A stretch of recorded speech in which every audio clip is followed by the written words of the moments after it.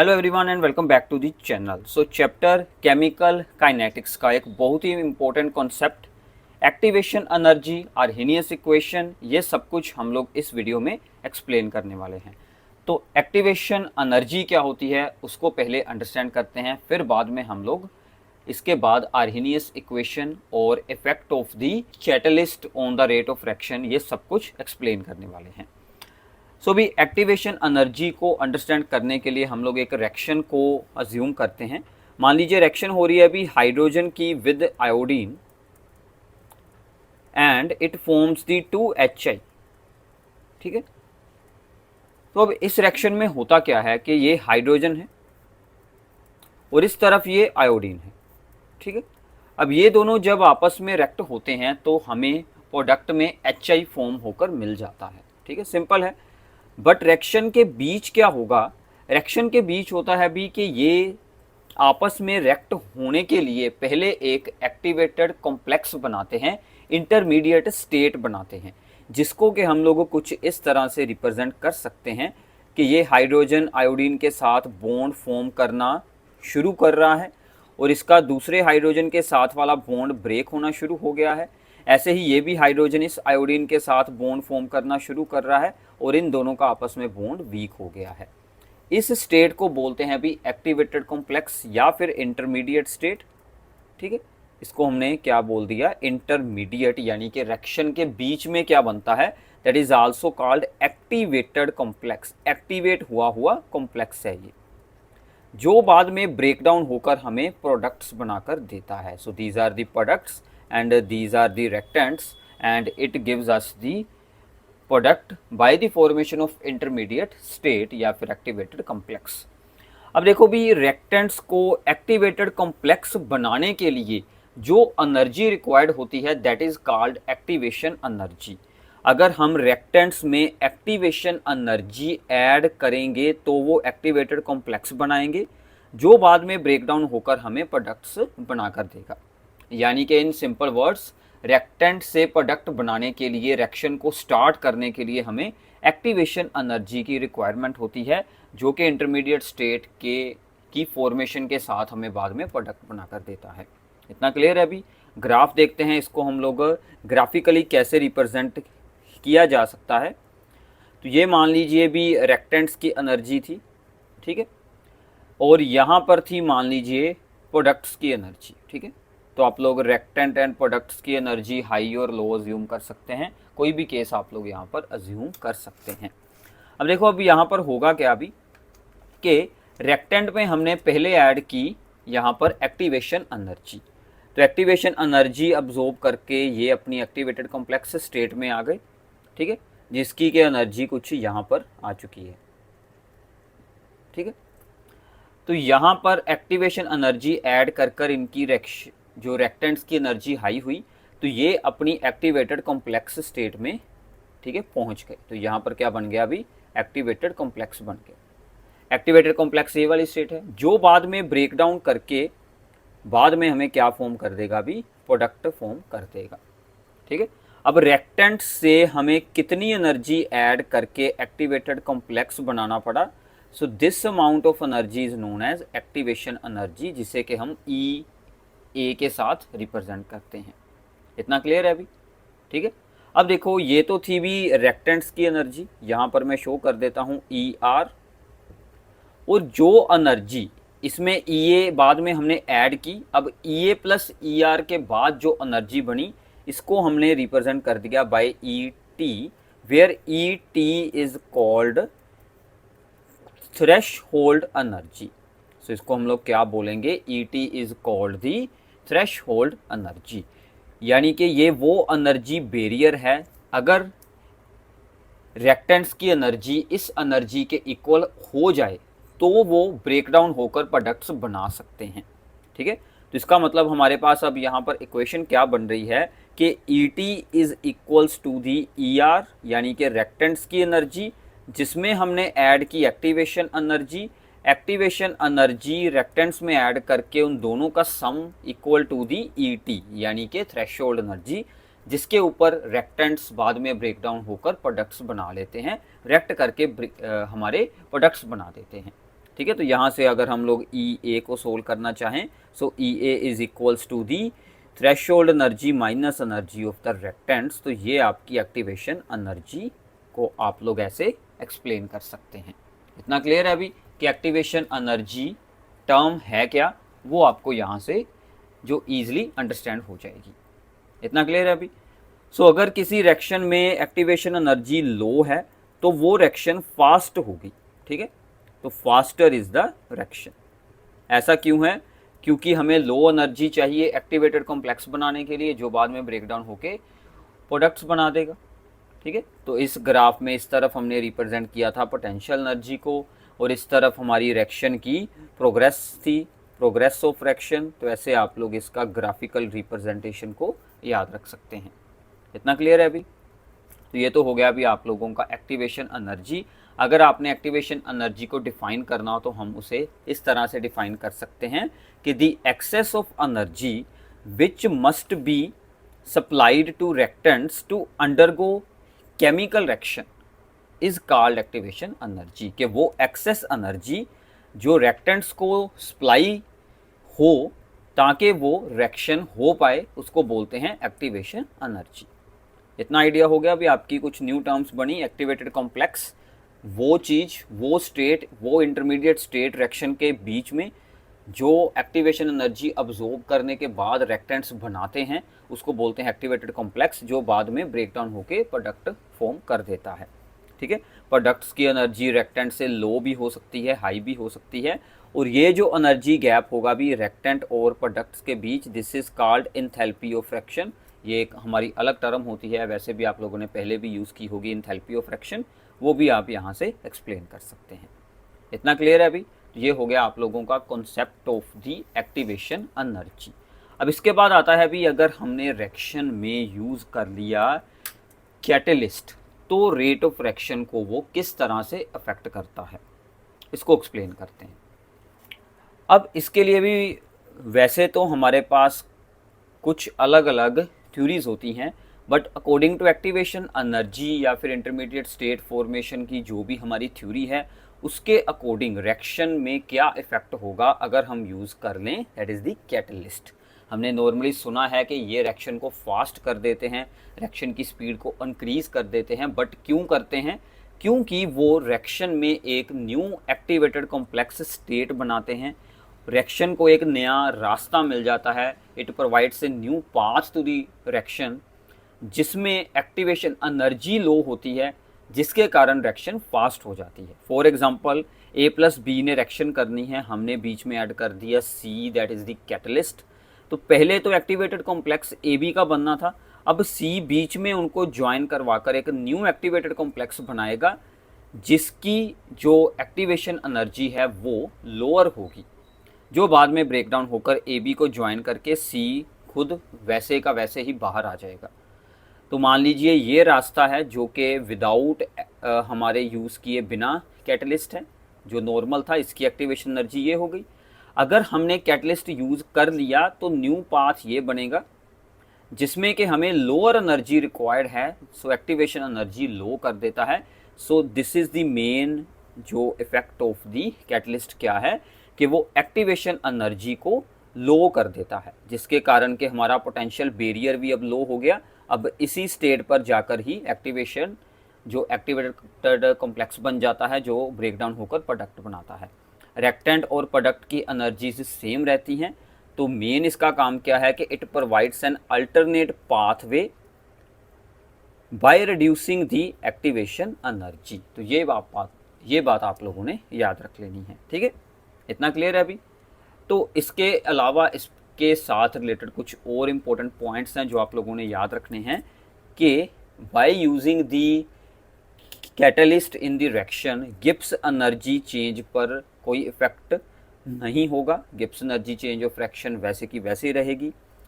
ये फॉरवर्ड और backward reaction को सेम अफेक्ट करता है, दोनों के रेट्स को इंक्रीज करता है, जिसके कारण इक्विलिब्रियम कांस्टेंट भी सेम रहेगा। इक्विलिब्रियम जिस पॉइंट पर अटेन होना है उसी पॉइंट पर ही अटेन होगा, बट जल्दी अटेन हो जाएगा, फास्टर अटेन हो जाएगा, ठीक है। And it always needs in the small amount, हमें जनरली इसके स्मॉल अमाउंट ही रिक्वायर्ड होते हैं। And it is highly specific in nature, specific यानी कि हर एक रिएक्शन के लिए हमें डिफरेंट कैटलिस्ट की रिक्वायरमेंट होती है, ठीक है। And it does not change the enthalpy of reaction, enthalpy of reaction हमारा सेम रहेगा, यानी कि जो यहाँ पर energy gap between the reactant and product होता है वो बिल्कुल नहीं चेंज होगा, वो भी सेम टू सेम रहेगा।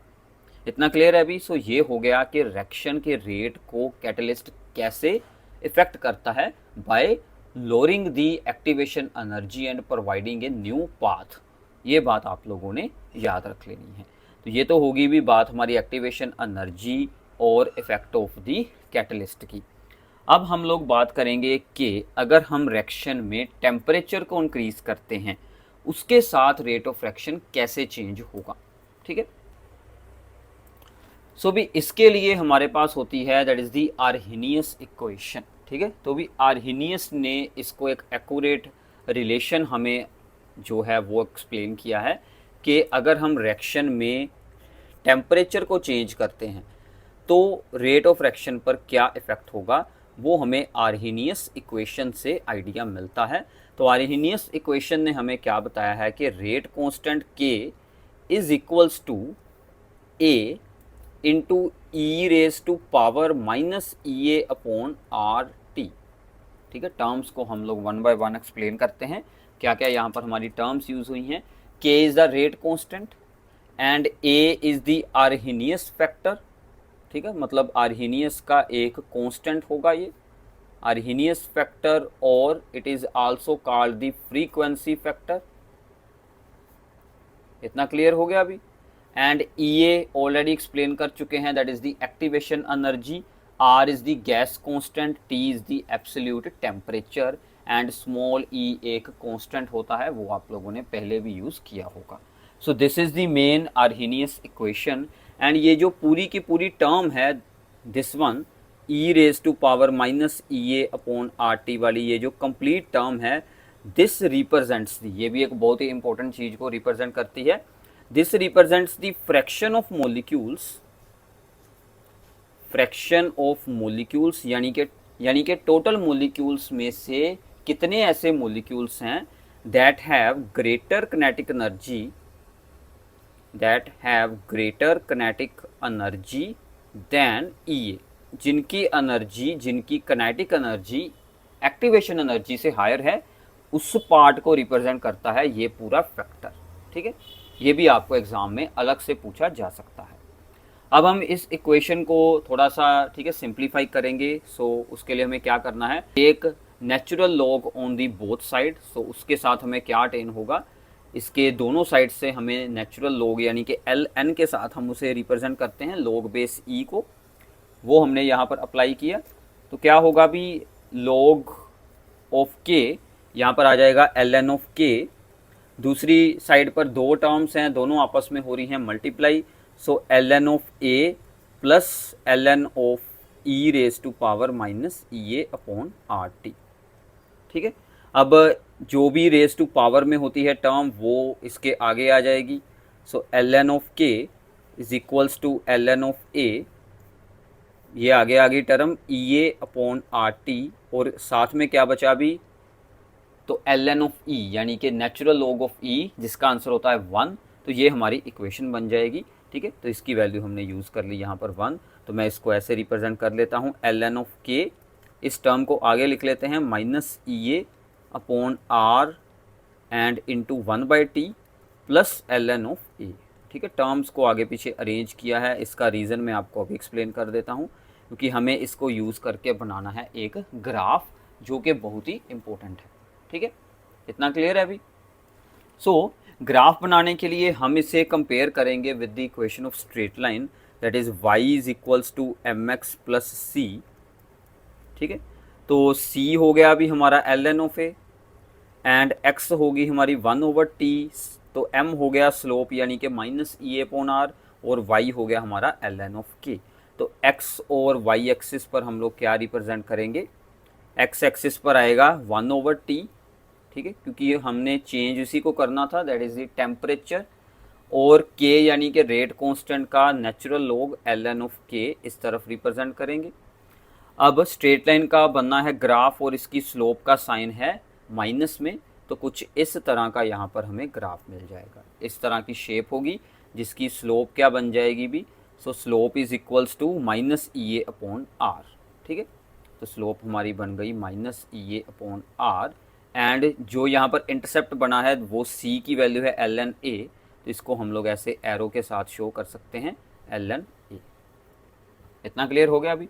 तो इस तरह से आप लोग इसको ग्राफ को रिप्रेजेंट कर सकते हैं। ये ग्राफ बहुत बार एग्जाम में आता है, इसकी स्लोप बहुत बार एग्जाम में पूछी जाती है, ये भी आप लोगों ने याद रखना है। और इस इक्वेशन को याद रख लेना, और एक ये हमारी मेन इक्वेशन है, इसको याद रखना। अब अगर हम लोग लॉग का बेस चेंज कर दें, यानी कि नेचुरल लॉग जो कि लॉग बेस ई होता है, उसको हम लोग अगर लॉग बेस 10 में चेंज कर लें तो इक्वेशन हमारी क्या चेंज होगी। सो भी ये थी हमारी इक्वेशन। अगर हम लोग चेंज करते हैं ln ऑफ समथिंग, यानी कि k है हमारा, इसको बोलते हैं लॉग बेस ई के। ठीक है, अगर मैं लॉग का बेस चेंज करके यहाँ पर यूज़ कर लेता हूँ लॉग बेस 10, तो क्या होता है भी, इसको हमें यहाँ पर साथ में क्या यूज़ करना पड़ता है, so we have to use the 2.303। ठीक है, तो इसके साथ क्या आएगा आगे 2.303, अगर हमें लॉग के बेस को चेंज करना हो। तो यहाँ पर भी आ जाएगा 2.303, इसके साथ भी। तो हम लोग क्या करेंगे, बाद में उस 2.303 वैल्यू के साथ सभी को कर देंगे डिवाइड, तो यहाँ से भी हट गई, यहाँ से भी हट गई, बट इसके ओवर में आ जाएगी। यानी कि इसको चेंज करने के बाद आंसर क्या बन जाएगा अभी, लॉग बेस, लॉग का बेस यहाँ पर क्या होगा 10, वो हम यहाँ पर बार बार रिप्रेजेंट करने की ज़रूरत है नहीं, वो आपकी अंडरस्टैंडिंग है। तो यहाँ पर क्या बन गया अभी, E A upon 2.303 R into 1 upon T, इधर बन गया लॉग ऑफ ए।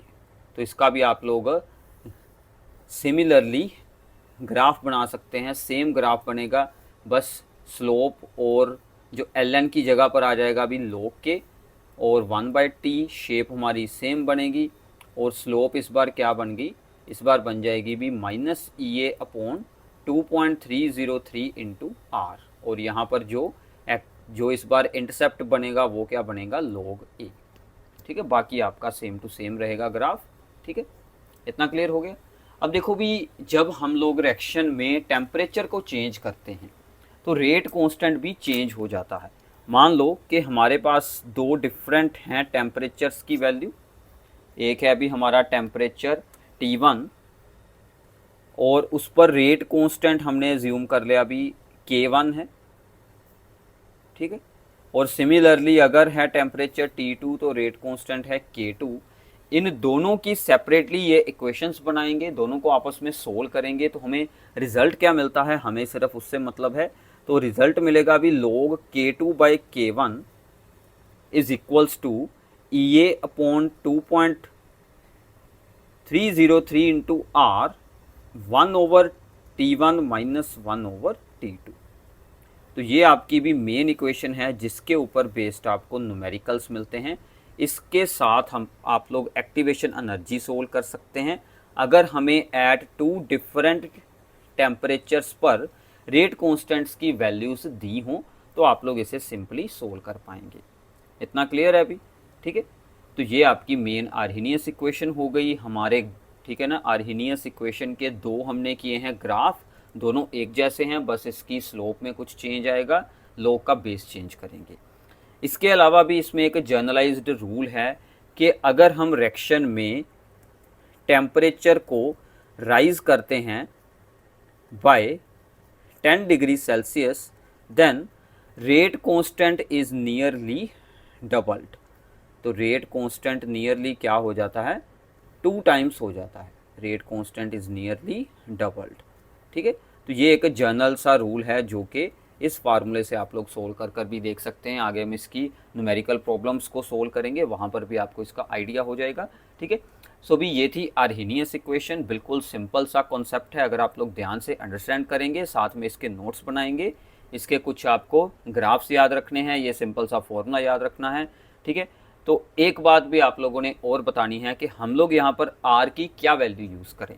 ठीक है, तो आर की वैल्यू जो इस केस में क्या यूज़ होगा, ऊपर एक्टिवेशन एनर्जी है, तो आर की क्या वैल्यू विद इट्स यूनिट्स, वो आपने नीचे कमेंट्स में ज़रूर बताना है कि आर की जो डिफरेंट वैल्यूज़ होती हैं उसमें से हम यहाँ पर कौन सी वैल्यू को अप्लाई कर सकते हैं। तो उसका आंसर बाकी आपको जो हमारा अगला पार्ट है न्यूमेरिकल्स वाला उसमें मिल जाएगा। So thanks for watching this video.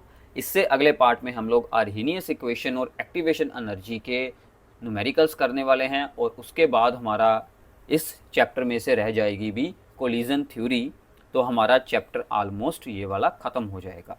So thanks for watching this video. Channel को सब्सक्राइब कर लेना, अपने सभी फ्रेंड्स के साथ इस पूरी वीडियो सीरीज़ को शेयर करना। Thank you.